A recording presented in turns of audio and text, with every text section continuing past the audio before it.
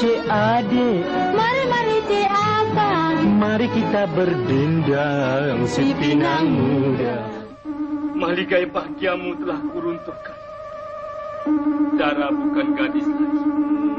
Rusaklah anak punya program. At the height of his career.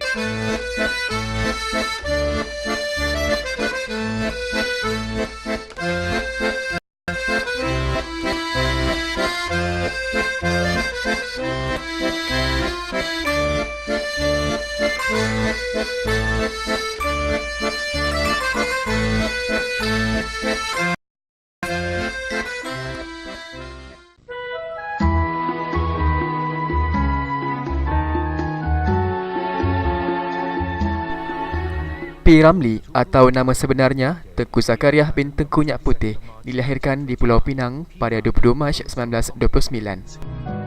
Ayahnya ialah seorang ahli pelayaran dan perantau dari Aceh, Indonesia. Manakala ibunya, Cemah Husin, berasal dari Kubang Buaya, seberang perai Tanah Melayu. Beliau menggunakan huruf P singkatan bagi putih, iaitu nama ayahnya, di awal namanya dalam pertandingan nyanyian pada usia 17 tahun dan terpilih sebagai penyanyi utama Tanah Melayu. Sejak itu, kekalah nama P. Ramlee itu hingga ke akhir hayatnya. P. Ramlee melanjutkan pelajarannya ke Penang Free School.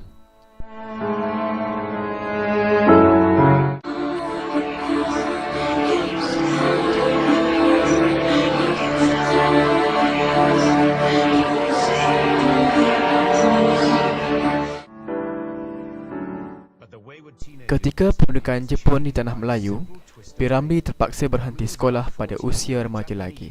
Ketika itu, usia beliau baru sahaja menjangkau 14 tahun. Kekejaman Jepun mengakibatkan ramai penduduk Tanah Melayu hidup sengsara. Demi mencari sesuap nasi, P. Ramlee sanggup bekerja sebagai budak pejabat di sebuah kilang timah. Selepas beberapa tahun, beliau memasuki Sekolah Tentera Laut Jepun di Kaigon Gakko. Di sekolah ini, beliau bukan sahaja dapat menunjukkan pencapaian akademik yang cemerlang, malah berpeluang untuk mempelajari alat muzik seperti piano dan biola.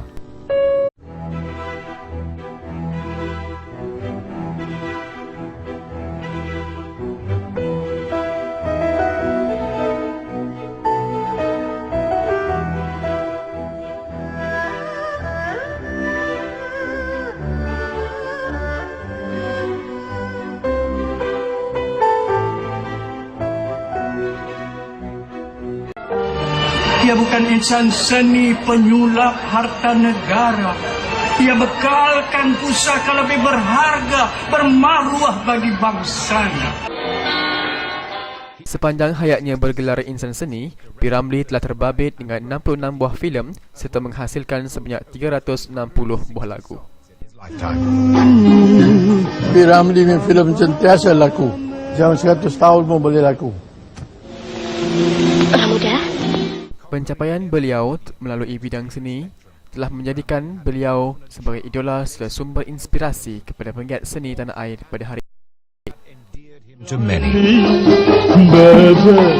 Selepas itu, karier lakonan dan nyanyiannya semakin dikenali ramai dan diberi kepercayaan membintangi filem-filem Melayu. It's sad, but it's true. You want to be loved, you want to be famous, you have to die first.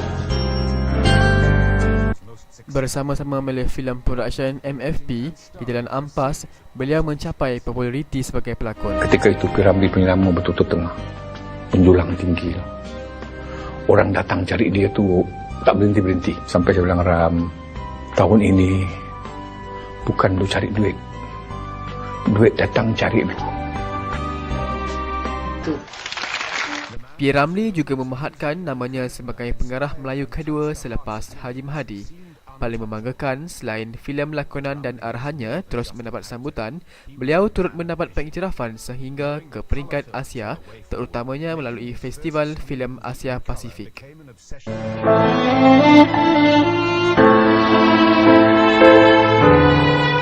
Walaupun sudah lama pergi, baktinya dalam arena seni sentiasa kekal dalam ingatan.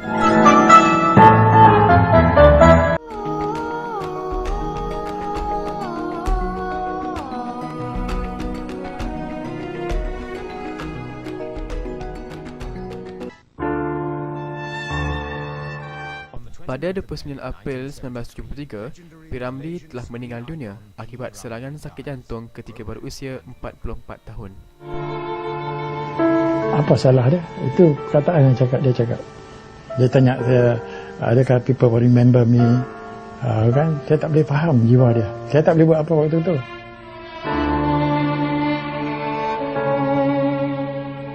Pemergiannya telah mengejutkan seluruh tanah Melayu, lalu meninggalkan kepiluan dan kesedihan dalam hati peminatnya.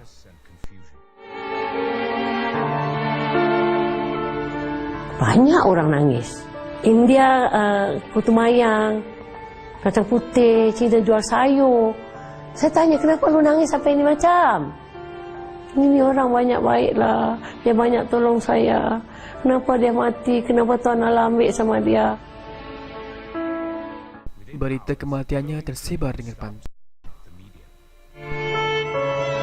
Tidak ada di Asia dan saya rasa tidak ada di dunia pun yang saya kenal dalam dunia perfilman. Tidak ada tokoh seperti P. Ramlee.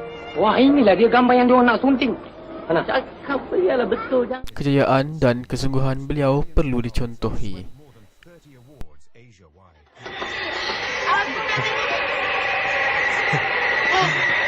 Allah kasih. Apakah kau diciptakan Allah menjadi manusia? Semoga kilauan bintang ini akan terus bersinar sampai bila-bila. Banyak uang, wahai Ali Baba, kaca dan